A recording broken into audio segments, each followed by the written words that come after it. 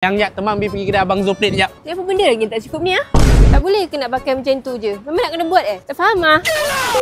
Benda ni yang bukan saja-saja tau. Nampak tak ni? Cuba tengok. Ini semua putih tau. Tiba-tiba Rossi ni warna kuning. Kita tukar terus depan belakang. Kita pilih cantik-cantik sikit phone. Jom Yak. Daripada motor sampai kereta, tak pernah lah nak dibiar je standard. Cantik ni Yang. Ni warna-warni ni Yang. Kita buat warna-warni. Lepas tu tulisan ambil yang halus-halus je ni Yang. Jangan nak pakai epek telefon tu. Kang jangan sama plate number je kang.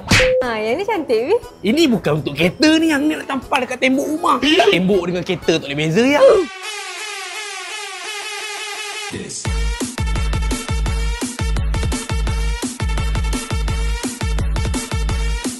Bang, kalau boleh bagi phone yang standard punya. Yang besar gajah pun tak apa. Ya boleh kak. Besar-besar nak bagi mana? Takkan nak bagi orang polis baca plate number ni. Adalah kecil sangat pun bang boleh bang lepas ni.